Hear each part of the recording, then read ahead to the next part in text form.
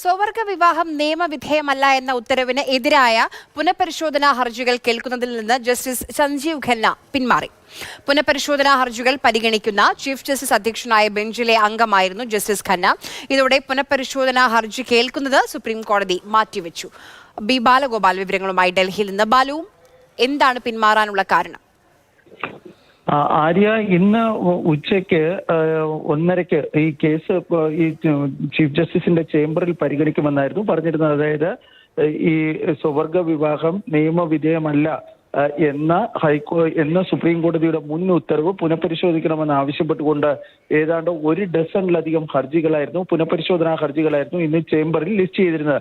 ഈ ലിസ്റ്റ് ചെയ്തിരുന്ന ഹർജികൾ പരിഗണിക്കേണ്ടിയിരുന്നത് ചീഫ് ജസ്റ്റിസ് DY ചന്ദ്രചൂഡും ജസ്റ്റിസ് സഞ്ജീവ് ഖന്നയും അടങ്ങുന്ന 5 അംഗ ഭരണഘടനാ ബെഞ്ചായിരുന്നു. നേരത്തെ ഈ കേസിൽ വിധി പ്രസ്താവിച്ചിരുന്ന ബെഞ്ചിൽ അംഗമായിരുന്ന ജസ്റ്റിസ് സഞ്ജയ് കിഷൻ കൗൾ വിരമിച്ചിരുന്നു. അതേ തുടർന്നാണ് ജസ്റ്റിസ് സഞ്ജീവ് ഖന്നയെ ഈ ബെഞ്ചിലേക്ക് ഉൾപ്പെടുത്തിയിരുന്നത്. പക്ഷേ ഇന്ന് ഇത് പരിഗണനയ്ക്കെടുക്കുമ്പോൾ വ്യക്തിപരമായ കാരണങ്ങളാൽ താൻ ഈ കേസുകൾ കേൾക്കുന്നതിൽ നിന്ന് പിന്മാറുന്നു എന്ന് അദ്ദേഹം പറഞ്ഞതായാണ് ലഭിക്കുന്ന വിവരം. ഇതേ തുടർന്ന് ഈ ഹർജികൾ പുനഃപരിശോധനാ ഹർജികൾ പരിഗണിക്കുന്നത് സുപ്രീം കോടതി മാറ്റിവെക്കുകയാണ് ഉണ്ടായിരിക്കുന്നത്. ഏതായാലും വൈകാതെ തന്നെ ജസ്റ്റിസ് സഞ്ജീവ് ഖന്നയ്ക്ക് പകരം മറ്റൊരു ജഡ്ജിയെ ഉൾക്കൊള്ളിച്ചുകൊണ്ട് ഈ 5 അംഗ ഭരണഘടനാ ബെഞ്ച് പുനഃസംഘടിക്കുകയും ആ ബെഞ്ച് ചേംബറിൽ ഈ ഹർജികൾ പരിഗണിക്കുകയും ചെയ്യുന്നതായിരിക്കും.